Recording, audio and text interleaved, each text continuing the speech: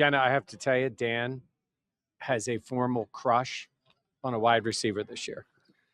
And I already know it's Denzel Boston. I already know. It's another guy from Washington. I have a type. I have a type. Yeah, you for do. Washington wide receivers. Being able to catch passes from Josh Allen would definitely be special. Be able to go into the league with a top quarterback in the country or in the world, I guess you could say, and being able to catch passes from him would be something spectacular. I think that we could definitely make something happen.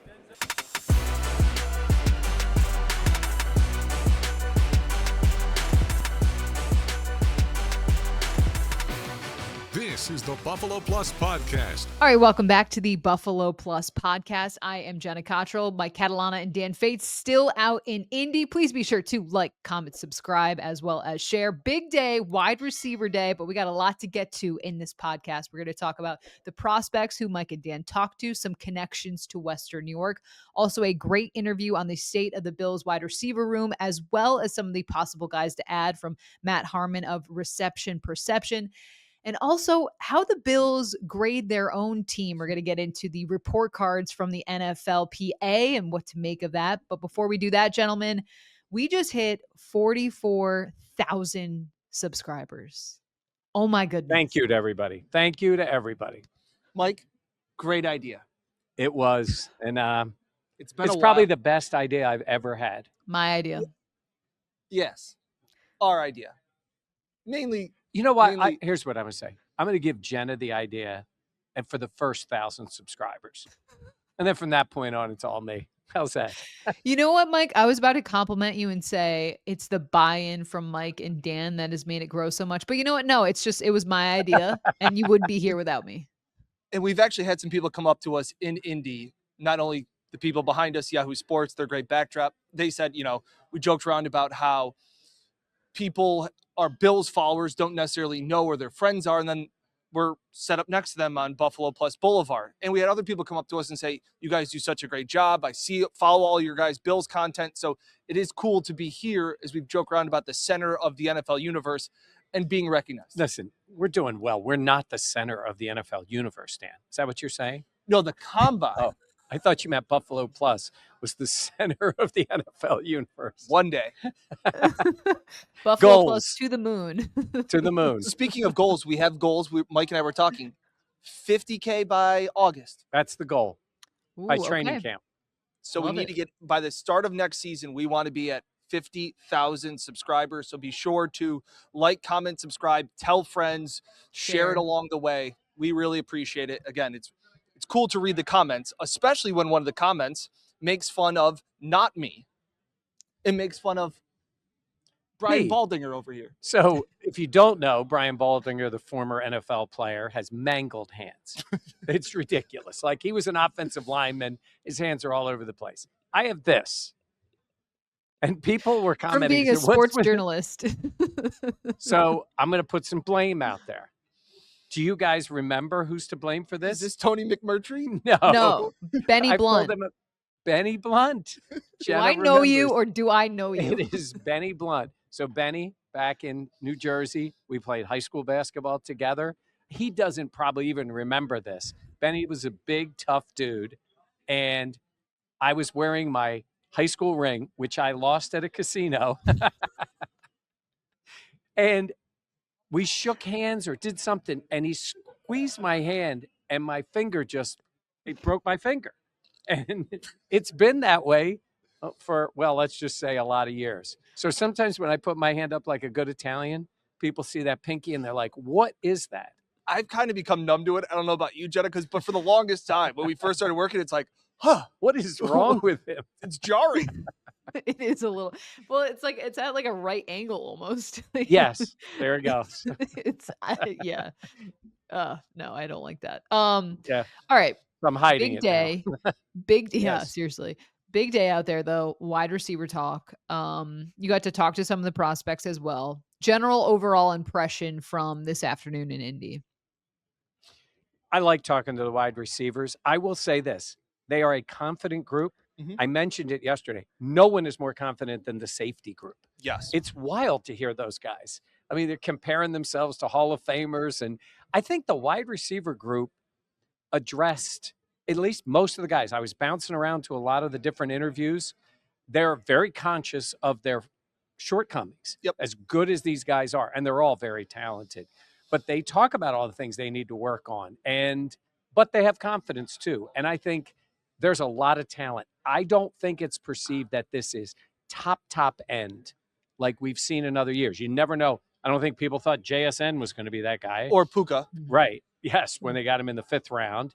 I mean, Justin Jefferson went, 19th or whatever it was that year. So sometimes that's a perception, but I think there's a depth of talent in this wide receiver group. Yeah, and this is kind of the main reason we wanted to come here and wanted to stay as long as we usually do, was because not only for the 17 beers like Diana Rossini talked about, make sure to go check out that podcast that was up yesterday. We also wanted to talk to the one-on-ones with Brady and Bean, but this was kind of what we really wanted to, because, Mike, it's always about the Bills wide receivers. Yeah. And so to actually be here and talk to the players I do think it shed some light. And to your point, getting to hear them talk about their shortcomings. So the first player we wanted to address was Casey Concepcion, who is the Texas A&M wide receiver, speedster, separator. Mocked to the Bills in a lot of drafts. A lot of drafts have him. And he has Western New York ties. He does. He was born in Rochester, lived there. I think he said until 5. He said till 5. Yeah. And then they moved down south. I think Charlotte it was. His dad's a big Bills fan. He's a young man that has a speech impediment. He stutters. He's addressed it. He said his dad had the same issue. I gave him credit. He was up at the podium today. Not an easy thing for any player, just to get questions from people. Most of them he doesn't know. But he's a dynamic football player. When we keep always talking, Jenna, and I don't know what about you, and I know we've talked about wide receivers. We will continue to talk about wide receivers here on Buffalo Plus, but there is the thought of they need this type of guy or this type of guy. And then it boils down to they need guys that can separate and get open. And to me, that is where Concepcion is an intriguing prospect for the Bills. Yeah, I think it is. It comes down to separation, in my opinion, as well. Now, I think it is good to have different types of body types, different types of skill sets, because I do feel like for the most part, the Bills kind of have a prototypical guy that is, I mean, we know not Keon good Coleman. enough. Yeah, I was to say, we know Keon Coleman. Like, yes, I just think for this team, you want someone that can separate. I think one of the things, Casey Concepcion is not the tallest guy. And I think that's why some people might be like, oh, we need a big body guy like this. We need someone that has that size. But I think what we've seen is that the Bills need someone that can have that separation and win off the line. And so for me, I look at it as that's the number one thing I want to see. Like, can you catch the ball and can you separate? Because I think while it is nice to have someone that can make really good contested catches, that is an important part. If you are able to separate at the college level, and we know how much better the athletes are in the NFL, like I think that just bodes better for your projection when you take that next step up to these are all pros. Everyone is really good. So I thought Concepcion, though, really interesting. Like doing the draft prep, I'm like, oh my gosh, this guy was born in Rochester. And I know he lived most of his life in Charlotte, but I did think that was a kind of a cool tie. And to hear that his dad is a Bills fan, like I thought that was really unique and interesting. And he just seems like a player that has shown in the past in college that he is able to create that space, which is huge at the next level. Yeah, that's something that translates. Also, what stood out to me was when he was talking about like what are teams getting you. He says he can do it all, running. He even said throwing because he was a quarterback kind of growing up.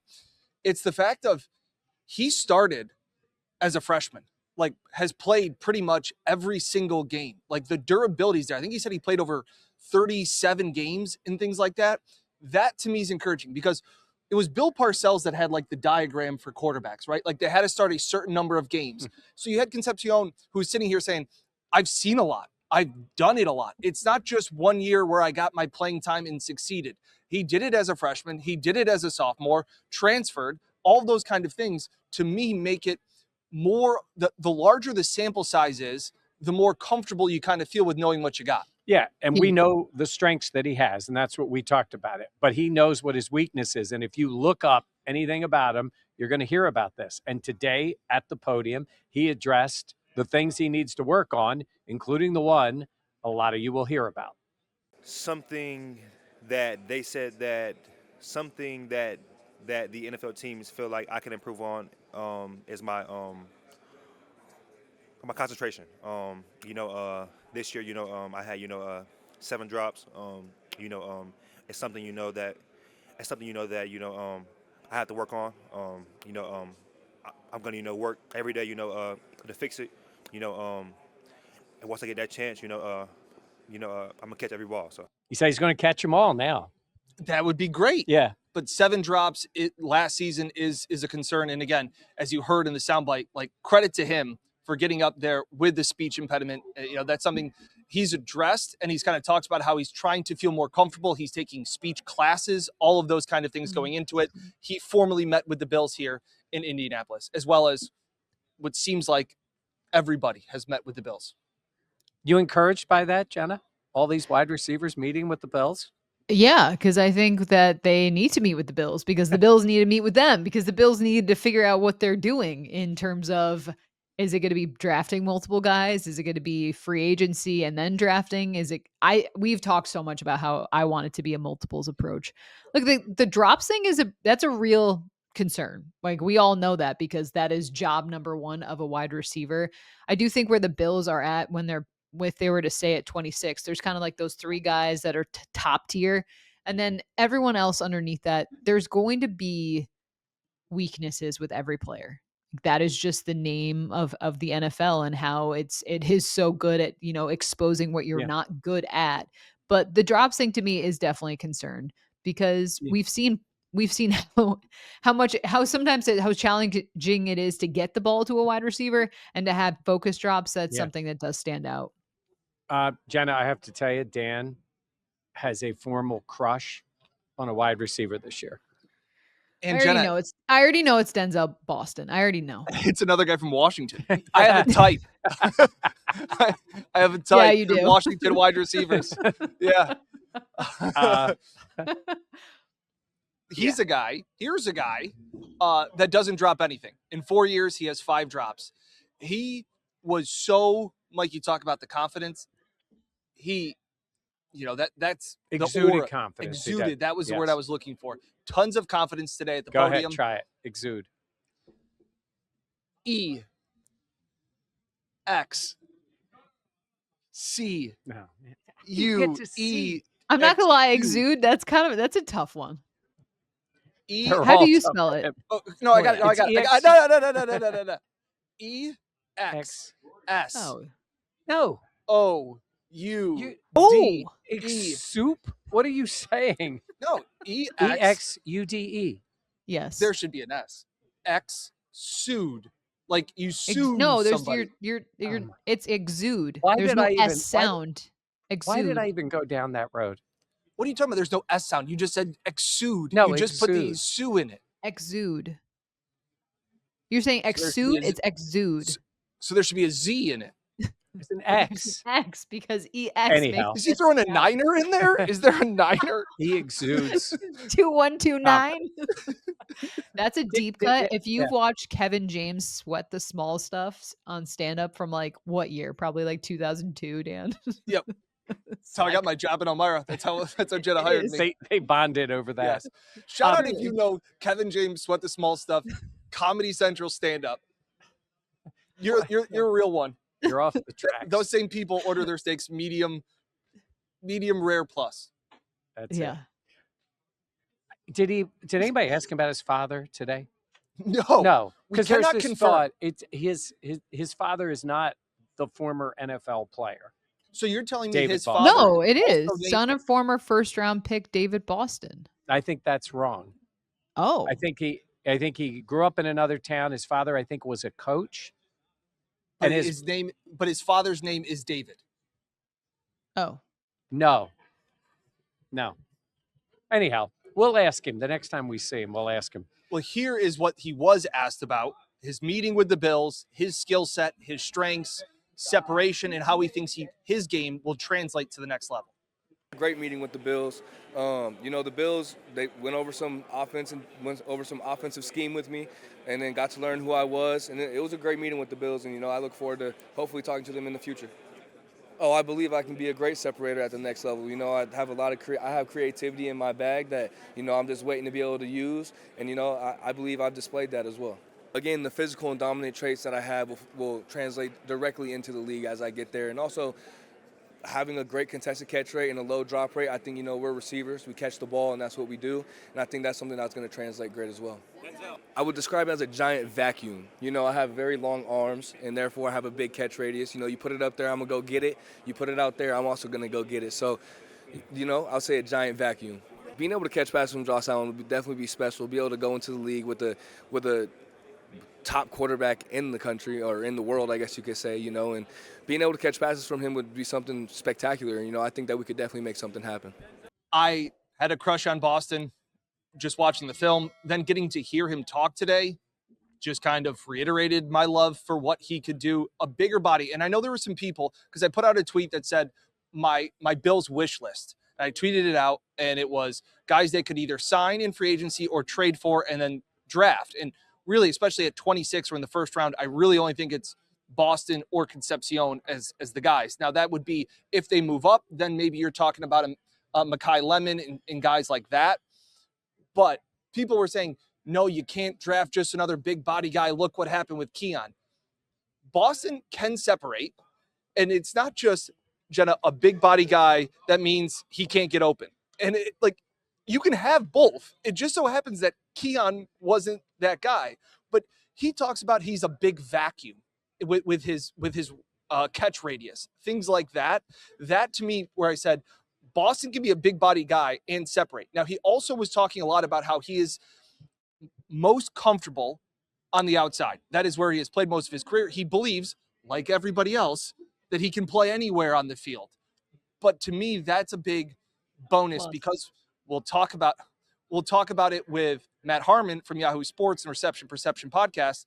But just the fact of the Bills have Shakir and Kincaid in the slot. You need some guy that is confident and comfortable in tight spaces in the outside. So it's not even that you can't get open and separate. It's, are you comfortable with the sideline there and all the other traffic that goes into that position?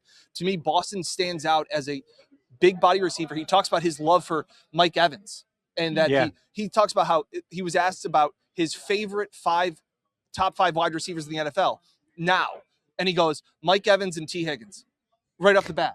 Yeah. Those are guys he models his game after. Those aren't guys that necessarily need to separate as much because of their catch radius and their ability of contested catches. Did he say anything just about durability? I know he had a couple injuries. He didn't. No. Okay. I was just curious. There's other guys too. Yeah. He is mocked as Puka Nacua type. So that's some high expectations there too. That's nice. Is he good? Puka's good. Gotcha. Yeah. Another guy to keep an eye on is Notre Dame's Malachi Fields. I think Daniel Jeremiah had him to the Bills. Mm-hmm. Another guy, taller, can play 6'4". The outside. Yeah. Dominant at the Senior Bowl. Yeah. Dominant and that's performance big for a lot of teams at the Senior Bowl. They want to see him there, so including the Bills. But I will say there's, a lot of receivers in this draft. There's some guys in later rounds. If they circle back again, God forbid they draft 2 in a single year, that could happen. But there's also some talented players and some that have what you would consider upside. Yep. But there's reasons why they probably wouldn't. There's a guy, Ted Hurst, out of Georgia State, that I think is one of those players. He's got the physical tools, played at a lower level, that you'll see some of those names if they circle back to it later in the draft. And Surratt was another guy that I heard today at the podium. He was a guy that was at James Madison and then obviously transferred with Cignetti to Indiana. Big production there. He talks a lot about how Devontae Adams is his kind of, he models a lot of his releases, back shoulder throws that he did a lot with Mendoza, all those kinds of things. He's another one with Cooper from Indiana that people Omar think Cooper could be late first, early second, or possibly in the second round, day 2 guys. But who knows? We're recording this on Friday at 1:00. They will have their on-field workouts over at Lucas Oil Stadium tomorrow. And Saturday. Dan was in on Jordan Tyson today, and he's expected to go probably a little higher. I think he's a a little bit of a polarizing candidate. Some people have him higher than others. What'd you think listening to him? Confident, and he's able to. He said his game translates to all the different levels. I feel like he's on that top tier with Tate and Lemon as the top three. That if the Bills would want one of them, they would have to make a move to go up. I don't think they're still on the board at 26. Yeah, agreed. Going back to Surratt, great nickname, Waffle House. Always open. It's a legitimate always open. We were talking about Waffle House is always open. The 7-Eleven, that place was named after the place used to be, I think, open at 7, closed at 11. Yeah. I think that's the way the name came. So I think that's in the name of the building, it tells you when it closes. And Jenna, I had to explain to Mike that Waffle House is used by like the government, that like when there's a big storm coming, like a hurricane or things like that, that's the only time Waffle House closes. So that's more than ever. What do you mean it's used by the government? What are you doing? No. What? So no. Hear me out. Are you doing your own research? Nope. Hear me out. There are, you it's read a it serious on the internet. You know it's a serious storm. Oh, well, when that's Waffle different. Houses are closing. Oh, why did you? Sorry. Why did you involve the government? Yeah, it wasn't the government's like, oh, Waffle Houses are closing. This thing's going to get serious. We better shut the airport. That's literally what you made. It's the other way around. That's what I meant. Okay. Well, anyhow, he's always talk about, open. talk about your Matt Harmon interview. It's Friday. He's always open like It's Waffle Friday. House. Yeah. So, as we have mentioned before, our neighbor right behind us here, Yahoo Sports, Matt Harmon does their Reception Perception podcast, breaks down a whole bunch of wide receivers coming out of the draft, free agents that can fit. We had talked to him now the last 2 years here at Indianapolis. I got to talk to him again this week, and it's a really enlightening interview because we don't do a ton of X's and O's on players. That's what Matt excels at. That's what he's the best at. So it's a really interesting interview where I shop my take around about a Bills wide receiver, how their offense is working now, what they can do with the pieces they already have to improve their passing game, and some players at the end that you'll hear from, which we've already talked about earlier in the podcast. Here is Matt Harmon. All right, we are now joined by Matt Harmon from Yahoo Sports, who kindly has been letting us use his backdrop. Next door neighbors. Yeah, that's it. Really appreciate it. From the Reception Perception podcast. And what else you got going on? Yahoo Fantasy Forecast, Football 301, ReceptionPerception.com. You know, a lot of things. A lot of things going on. Appreciate it as always. Now, I want to get into where we are now. And we talked 2 years ago about wide receivers, and one of them was Keon Coleman. Mm-hmm. You were not a huge fan of the skill set. Yeah. Last year we talked, and you got to kind of say, kind of was right. I told you so. Where do you see it now? Do you still see some things when you look at it through the Reception Perception that he still has something there that isn't tapped yet, or is it just not working out in Buffalo? Well, I think we got to separate the conversation with Coleman into like what's on the field versus what's off the field. That's obviously a big part of it. Like, is he going to be a professional? Is he going to be on time? All of those sort of things that 100% need to happen. But just strictly speaking about him as a player, one of the reasons that I wasn't like 100% sold on him as a prospect is that I thought he was a guy that you would see as that he's a big receiver. Mm-hmm. He wins in tight coverage. A lot of people see that and they think, oh, that guy needs to play on the perimeter. For me, because he's not a guy who consistently separates and beats man coverage, that was a hang-up for me. And those guys, historically, I did a whole breakdown on this on my YouTube channel. I'm sure I've referenced it before. It's the guys that are sub-35th percentile success rate versus man and press coverage players in college. There's a lot of just guys that aren't good in that bucket. The guys that have hit, they've almost all moved into the slot. You know, they've been at least somewhat of a 40% slot player. Yeah. So I was like, that's why he's a tough eval, because like, is the team that drafts him going to share my vision that I just outlined there? The team that drafted him did not. Like, I mean, Brandon Beane said in the press conference, he's our X receiver. Minutes after he was drafted, he's going to be on the outside. And when you think about big body receivers, I think you automatically think of them as the X on the outside.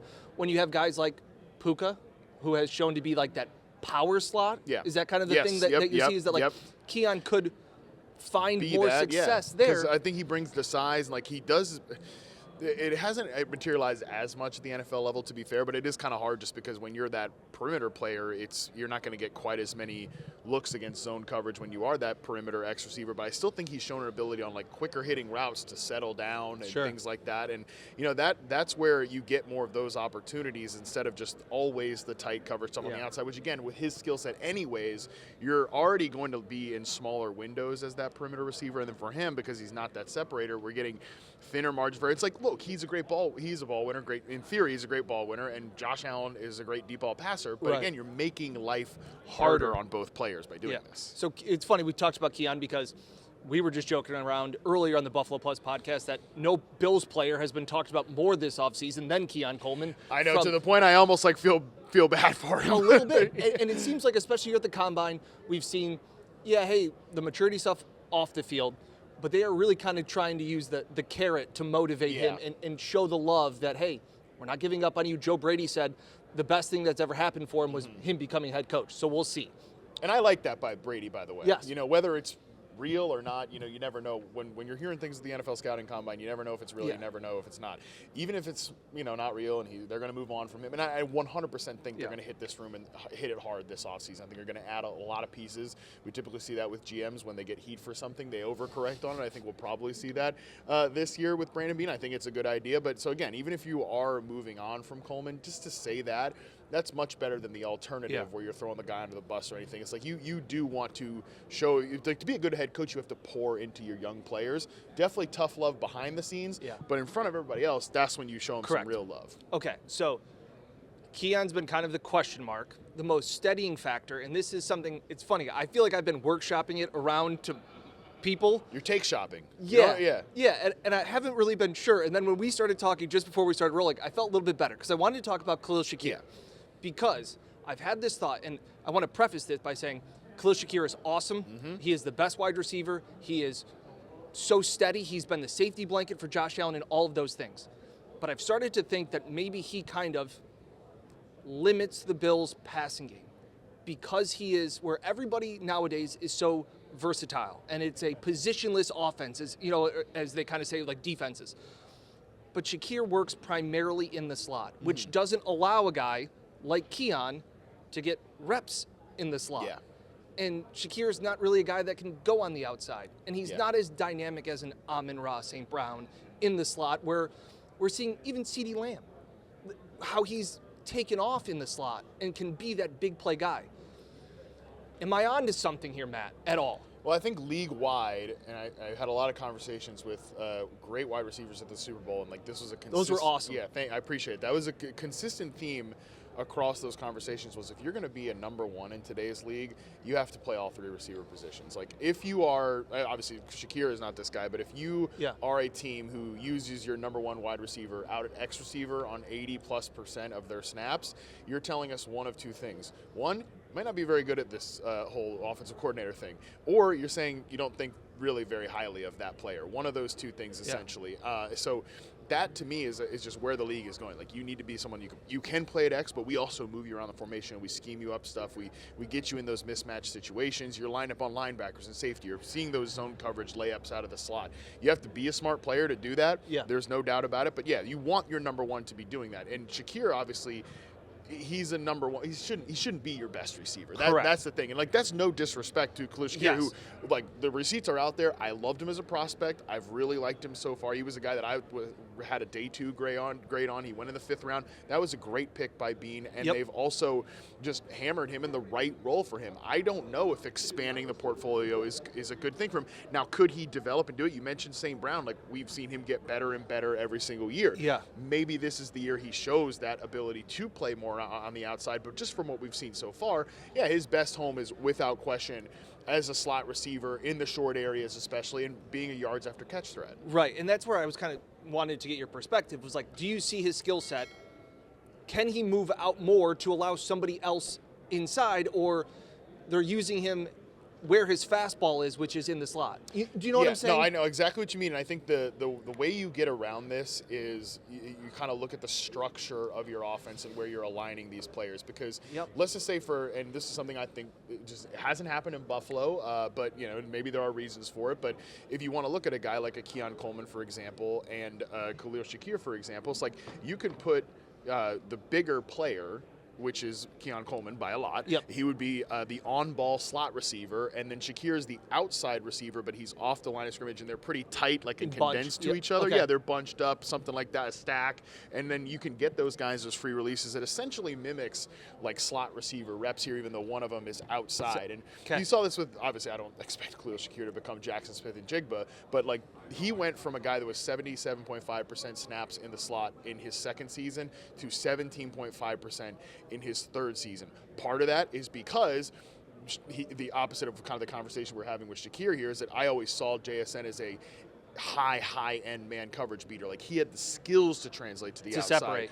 However, you also saw Clint Kubiak come in there and essentially take him and condense him close to that line of scrimmage, or close to the offensive line. So you're almost like creating a slot receiver spacing for your perimeter player. Like I do think there are ways to do that, but it's just you're doing a lot. Like you're doing a lot to cater to multiple players. I think what Buffalo does kind of need is somebody that just doesn't need that catering, that you can stick on the outside and beat man press coverage consistently. Yeah. Correct. And so that's want to reiterate, this is not slander against Shakir or anything like that. I was just saying he's awesome. They should continue to play him a lot and throw him the football. Correct. I think he's a big underrated reason why Josh Allen has grown and evolved. Like 100%. I think this is whenever you have like a quarterback for the long term, you're always looking at like, okay, what's phase 2.0, 3.0, 4.0 for Josh Allen? Clearly, like in his developmental path, they wanted to incentivize him to take the layups. Yeah. And for Shakir, he provides you so many layups because he does safety blanket. Yeah, he does quickly separate against zone coverage in particular in the short areas. And then when you get him that ball, he does something with it. He makes you look better as the quarterback as you're getting those yards after catch. So yeah, 100% a player that's critical to them. But I was just looking at it going, you're kind of in a way limiting the variety of what you can throw at defenses. You just can't because Kincaid's in the other slot. That's a whole other thing too, where I think they've kind of galaxy brained this thing where it's like, we need a slot, we need a tight end who's a receiver, we need running back. When they drafted James Cook after they missed out on J.D. McKissick and they were clearly pretty heated about that, it's like we got to get a running back who can catch pass. Like, how about you just get a receiver? That would be another thing. So obviously they built a receiver out of a tight end and a running back. Yeah, and I think that's the problem that they have there, and I think Kansas City is another great example of a team that has this problem, is that you just can't have like multiple guys, 2 to 3 guys that you're catering to. You need to have one guy that you can, and I even said this when the Chiefs were in Super Bowls, not picking top 10 of the draft like they are this year. It's like, get one receiver who you don't have to do all the Mickey Mouse stuff with. You can just, again, line up and let him go and let him win on his own. Okay. I feel validated. That's what I'm here for. I appreciate that. Are there some free agents that you would like to fit in Buffalo? Names off the top of my head. We've talked to a bunch of people here about the possibility of A.J. Brown coming, Mike Evans, Romeo Doubs, Alec Pierce. Feels like Pierce is going to get a big bag. Yeah. But what would you like to see in Buffalo? Every team's like fan base and beat writers think that their team is signing Alec Pierce, which means that he's going to get a lot of money because there's going to be a big market for him. And I get it. Like, even if Pierce is a player that has his own limitations, he is someone that you can line up at X receiver and have him win against press man coverage and win down the field. It's a rare skill set. You don't find it very often. I do wonder, like, is he a true high volume player? You're betting on a guy that had 47 catches for over 1,000 yards last year. There's probably some regression coming at some point there. But again, obviously a quality player. To me, I think for Buffalo, the way I've kind of looked at their wide receiver room and how they might look to solve this thing, you can definitely make the big swing, which is like an A.J. Brown trade, I think would qualify as a big swing. Brian Thomas Jr. potentially is a reclamation project in Jacksonville. I think that's a big swing. To me, I actually think I would take 2 shots at it. Like, I would do the double down approach here, which is take like a tier down from a veteran approach, and I think a trade makes sense for them. Obviously, financially, they'll have to work that part of it out. Salary cap isn't real. Don't worry about it. Sure. We'll just put that aside for a moment. Like, I think from a salary perspective, you got to look at guys like Michael Pittman and DJ Moore, which are 2 veteran receivers. And I've talked about this because Bills fans are very thirsty for the receivers. They are. So anytime I post about it, the content's going to. I'm ready to be heard again. Yeah, for sure. Maybe but this time, maybe it's different. Yes. But I think when I've said, hey, these guys like Pittman and DJ Moore, it's like, well, we're not looking for half measure. Like these guys are much better than the players that have come in this room. Like I like Josh Palmer as a kind of like wide receiver 3 type. These guys have been ones, if not really quality number 2s, and I think that's where they're at this point. DJ has experience with playing with Joe Brady back in Carolina. I'd had that conversation with him at the Super Bowl where he kind of dove into that system a little bit, what he likes about it. So again, I think it would be a natural fit there. He's somebody that actually can win on the perimeter. For Michael Pittman, slot and outside, a lot of versatility there. He would allow you to do some of that switch release stuff we talked about with Khalil Shakir. Reliable against zone coverage, but can beat man press in the short areas. Just a guy that's going to be where he's supposed to be, like a true pro. 2 very different players, Pittman and DJ Moore, but I think I would look to trade for one of those guys and then still use an early pick in the draft. And that's where there's so many interesting options in the late first round where, again, if I'm overcorrecting, you know, from where we kind of ignored the position-ish last year, didn't take any big swings. Josh Palmer's like your biggest, addition, which again, wasn't really even... To be determined, I guess, in all honesty. For sure, but even if it had worked out, I mean, what was like working out for Josh Palmer? I'm trying to give a little bit of the benefit of the doubt. You know, and I think he's got his uses as a player that can win on like big over routes and dig routes in particular, and he's got a decent set of release moves against press coverage. But still, like the Chargers were a team looking for wide receivers. They drafted 2, and they essentially let him walk out the door uncontested. Yeah, the Chargers fans weren't like heartbroken when the Bills signed, and that's what I always think about. Is that when your team gets a guy, what does the previous team's fan base think? Exactly. Yeah, so I think that's definitely just kind of what it looked like last year. For me, if I'm being this year, I almost like that double dip approach where we're taking 2 shots at this thing because, okay, let's say DJ comes in and he doesn't, he's okay, like he's just a non-needle moving 2. Well, we still took someone in the first round and hopefully we can recreate like a number 1 in the, because that's the thing, like everybody wants an elite number 1 receiver. Easier said than done. To give Bean credit, and I think that obviously the Bengals didn't take kindly to this. Was a couple of years ago where we're talking about adding a Jamar Chase. Like, well, you got to lose a lot of games to be up there to take a player like that. He is right about that. Like that's an easier thing to say than to do. Yeah. He also thinks that bitching about wide receivers is a dumb argument to do in Buffalo, which we can agree to respectfully disagree. Matt Harmon, I appreciate your time. One last question before you go, because you said double dipping.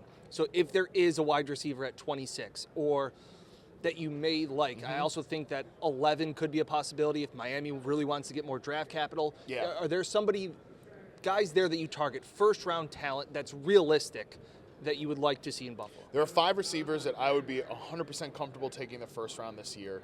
It's Carnell Tate and Mekhi Lemon, which is my 1 and 2. And then I think there's a drop-off there to then Jordan Tyson, KC Concepcion, and Denzel Boston. That's my boy. Yeah, and see, Boston would be... It's funny if you get guys like a Pittman or a DJ Moore, especially Pittman's a bigger body. Like I think that would allow you to look at like a KC Concepcion, who I love. I mean, he's got drop issues. He does need to correct that. I don't want to just yada it. There's some interest. There's some things that need to get done there. But from a separation standpoint, explosive, wins against man coverage. They haven't had anybody like that. They need separators. They do need separators 100%. And like Pittman would allow you to be that bigger body receiver.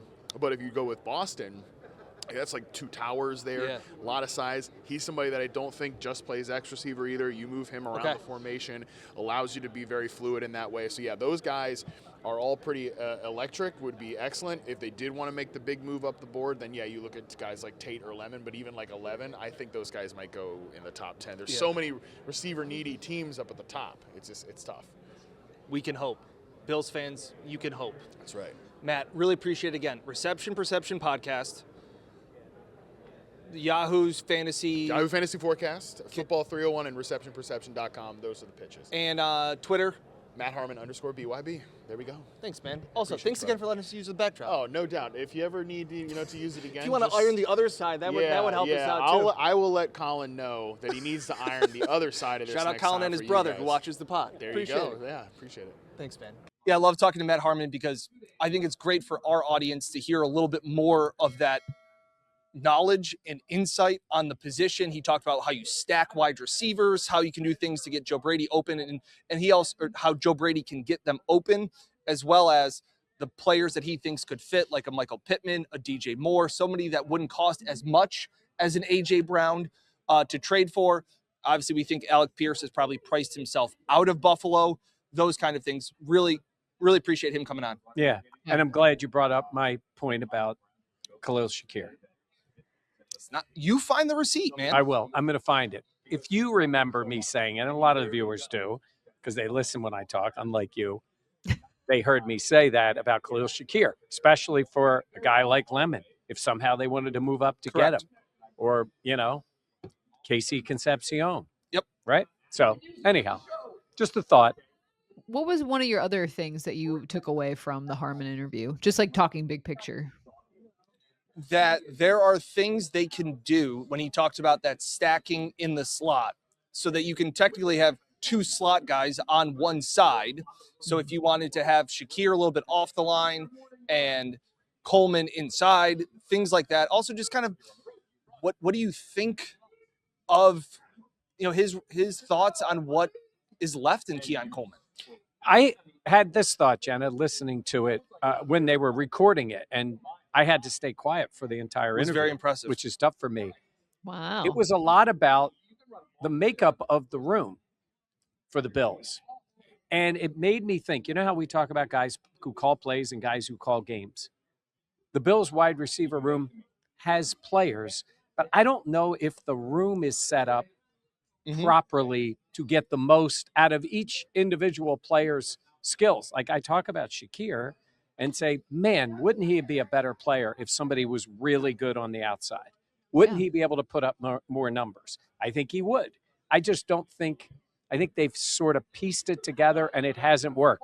That's why I'm really hopeful for a substantial overhaul, right, where I don't care who they stick up for. Maybe guys are gone, and this room looks very, very different next year and maybe put together more in the way they want. I think that's it's what I took. Yeah. honestly, I think for me, it's like you think so much about the defense and having it almost be positionless. While for the wide receiver room, it's like I want it to be like a starting five. Like I want there to be obviously their interchangeability aspect, but having different skill sets so that way you can really have one person excel in one spot and one in another, and it stresses out the opposing defense in a way that makes it challenging because there's just some guy that's that much better at this than the defense. That's kind of how I look at it. I'll make another football comparison. Remember how you talked about safeties? If everybody knows the way your perceived strong safety has to play, it's a giveaway. And it's different than scheming up plays, but it limits what you can do. If both of them are sort of interchangeable, opens up a lot of things. And that's what I think they need in the wide receiver room. Yeah. They need more dynamic players. Yeah, and I know, Jenna, you haven't listened to the interview yet, but I kind of mentioned that about the wide receivers being positionless like they talk about on defense. So we're kind of on the same wavelength there because when before in the NBA, your center would never be outside the paint. Right. Now you have centers in the NBA that go outside and hit threes, and that stretches and stresses defenses to cover that. So if you only have Kincaid and Shakir in the slot, not only are you not allowing other guys to get that mismatches, you are more predictable. So it was a really enlightening. I really loved having Harmon on. Yep. Yeah. Well, I love it. It's very cool. Anything else to touch on before we move to another topic? No, I don't think so. You're going to see, and when you're watching this, you're going to see the drills. We went to watch them last night. So they're going to do the wide receivers. I think that's Saturday. Well, we went into the dome yesterday and watched the wide receivers, or watched some of the drills, and it was defensive line, edge rushers, running 40-yard dashes, and I was trying to do my own timing. I got to put in a clip here. I don't know if I can because it shows NFL video. Mike has a guy clocked. He was using his timer on his phone. Yeah. This is bad podcasting. 3.8. That would have been a record. Mike had a guy clocked at 3.8. Hey, I want to see them get some attention. Yeah, that is incredible, Michael. Well, that is fast. He was very fast. That is. Yeah, I'd say that's pounds. And Mike's filming, and you can hear I'm trying to film it too, and we're trying to time it. And Mike goes, forgot to start it. No, I forgot to stop it. It depends. The 3.8 was you forgot to stop it? No, We started late. Hey, we did have one where we both matched up exactly. did. 4.33, wasn't it? 4.38. We both timed it together. Yeah, and we were wrong on that one too. Oh, it was so, Jen, it was That's very amazing. funny. Yeah. We had a guy next to us, a guy that wants to be a The scout. scout. Yes. He was there. He was very upset because he was timing it on his phone, and he had the quote of the night saying, "I hate doing it on my phone, but I left my stopwatch back at the hotel room." And I go, I hate when that happens. I hate when I leave the stopwatch at home. That's what he did. Oh, I happened. love it. Oh, the NFL Combine brings out some interesting people. Yep. That's funny. All right, let's talk a little report cards. So, NFLPA leaking out the report cards that the NFL had specifically, essentially countered against and said, don't release them. Somehow they got released, Mike. Wild how that happens. Isn't crazy. This league thinks they control narratives, and they're like, you cannot put out these reports, from the NFLPA. And what? To make the billionaires hurt their feelings? I think it's comical, and they all came out like that. The NFLPA did a good job leaking them all out there, where they rate things like travel and locker rooms, Treatment and of family. treatment of families, and food, nutrition, staffs, everything. Yeah. No, How'd you I think agree. the Bills did?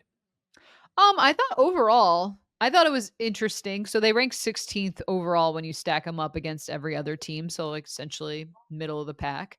I thought the home field turf was their lowest grade. That was an F-, but makes sense that will change with a new stadium ahead. I did think having Sean McDermott, general manager Brandon Beane, ownership, and offensive coordinator all got A-. Yeah. I thought that was interesting. Yeah. I love the tidbits that come out. The Steelers they got an F for their locker room, and it came out that in a locker room of grown men, 53 plus, they have 5 stalls for the bathroom. 5. Mike, what was the line? That's pretty crappy. Oh yeah. You're like, pun included, pun intended.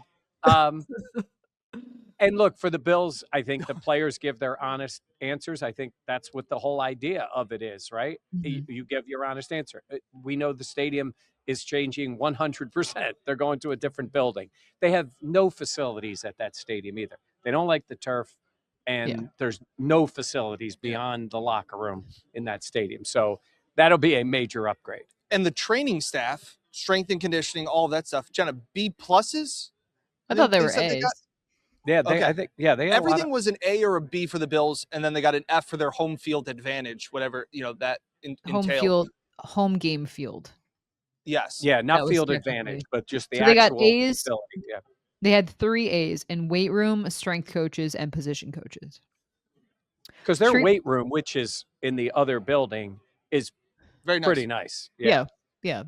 So treatment of families, they got a B. Home game field, they got an F. Food and dining area, they got a B-. Nutritionist / dietitian, B-. Locker room, B. Training room, B+. Training staff, B+. Weight room, A. Strength coaches, A. Position coaches, A. Offensive coordinator, A-. Defensive coordinator, B. Special teams coordinator, B+. Team travel, B-. Head coach, A-. General manager, A-. Team ownership, A-. Yeah. Not a bad report card. No. And the major ones, like the major one about the stadium, obviously transitions. And then there's other things. We'll see how Joe does in a year as a head coach, because obviously that's a major change. Because, as you know, these votes were taken, the beginning of last year? Or a couple of times they do the vote. So. And breaking news, as first reported here on Buffalo Plus, the salary cap went up. How much? 20-some million? Yep. Yeah. Yeah. How about that? Bills signed a player today. James Franklin. Re-signing. James Franklin. James Franklin. That would be a hell of a signing, Jenna. Yeah. Former. Hey, Trace McSorley's on the staff. So, yes. Sam Franklin, core special teamer. Yeah. Special teams is 1/3 of the game. He's a talker too. Yeah, he is. Sam's always talking. He loves to fly down the field on kickoffs. Yeah. He definitely loves contact. Yes. I just wanted one more note on the salary cap thing, and I listening to Brandon Beane and Joe Brady this week at the combine, they were asked a lot about the cap and how they're going to add talent, and it was repeated the sentiment about having to pay Josh Allen. And Mike, I know that you've talked about on this channel how it's not about the Josh Allen, it's about the Josh Palmers. And I was thinking about it, and it just to me feels like a guy complaining about having to pay for his Lamborghini. I love Just- that analogy. I just don't feel bad for you. And Joe phrased it in one of his interviews. I think it was with NFL Network, where he said, with knowing how much our quarterback makes. Now, I don't think that's any kind of slight on Josh Allen. First of all, so many teams would take your problems. Talk about first world NFL problems. You got to pay Josh Allen. It's not like it's not like Miami with Tua, right? Yeah. A guy they want to get rid of. It's Josh Allen. And guess who works around it? Other teams. The Rams work around it. The Eagles work around it. The Chiefs have worked around it. The Ravens have worked around it, right? I know it's a factor. Obviously, it's easier for the Patriots with Drake May. He's not making a lot of money relatively to quarterbacks.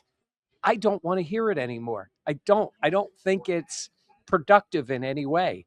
It's a fact of life. You're paying him more. You also get to redo his deal all the time, at least to change it, because he's going to be your quarterback.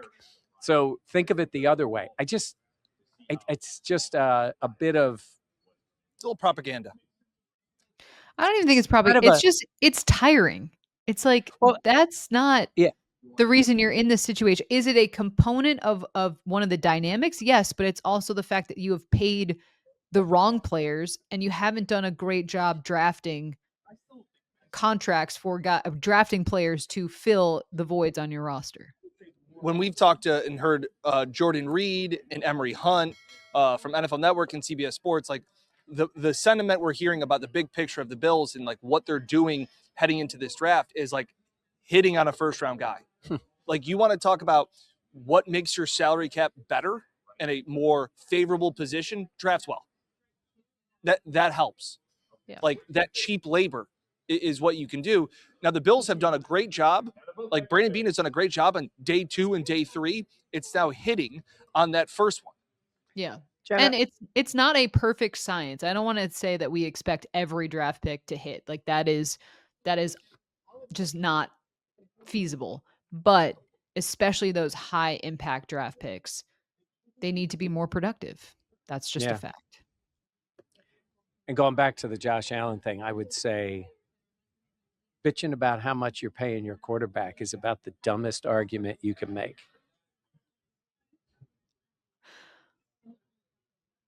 Hall of Famer.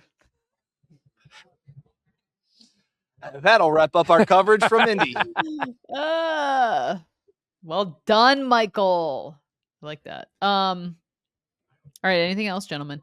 Are you sad to leave? Are you excited? How do you feel? No, we're good. Was it We're ready productive? to go. Was it productive though? Okay. Yes. And for people who you'll hear them say, oh, I bet you the reporters and the people there want to go to another city. No. They like Indy. It is incredibly convenient. And there's nothing reporters like more than convenience and free food. Yeah. Yeah. A little weak on the free food. Yeah. Cobb salad Yeah. is all we really got. And then it's gone. That's not bad. But that's it. It was a good week. Like the tidbit that you learned that you're like, oh, I like that. That was a good one from this week. Whether that be meeting with the player, whether that be something some of the other media people talk to you about, anything that stands out in your minds that was like an interesting tidbit to take away. I think the national media narrative, it feels like we've hit the been banging the drum for a while, is their view on the wide receiver and their view on the divorce that was between Beane and McDermott. We kind of said it would have been wild if Sean was coaching and was here with another team. Yeah, that would have been pretty spicy to see how that interaction went. But I think what our vibe was from being around the team is very similar. I know there were people that said, you guys said there was a 0% chance that Sean McDermott was going to get fired. Talking to a bunch of people here that are insiders and that know it, they were surprised too. I would also say, Jenna, a tidbit is just how risky people around the league think the move was to fire Sean McDermott. And most of them would repeat it to at least when we talked to them was like, hey, this isn't even as much about Joe Brady individually. They were like, he could do great. They're like, you're taking a big risk because now once you've made this move, it's like that wasn't good enough. But being there is the only way to make it better. Do you know what I mean? You got to get to the playoffs. You got to get to that round. And you are taking a big chance when very, very good is where you draw the line of not being great. And so you have to get past that to great. And that puts a lot of pressure on the entire organization. And whether they say it's about Joe or not, he falls into it, right? Because it's like, oh, take over, get us over the hump. It could happen. He would be an all-timer, right? Absolutely. If he can make that happen, that's a lot to put on anybody in their first year as coach. So that's been the sentiment. That's kind of what I took off of it. And then people are really, really, really watching the Bills, and not just in the playoffs because they assumed they were going to be there. So we'll see how it plays out. Yeah. Okay, cool. All right. Well, safe travels home, gentlemen. We'll have plenty more podcasts coming up as we still talk about Combine and, oh God, the Pinky jump scare. Oh my goodness. Like, comment, subscribe, and share. Buffalo Plus to the moon. Thank you for 44K. It means a lot. It really does. Like we have a lot of fun with this, so we really appreciate all the support. For Mike and Dan, I am Jenna. Thank you so much for watching the Buffalo Plus YouTube channel. We will catch you back in Western New York soon. Podcast. Damn it. Buffalo Plus podcast. Buffalo Plus.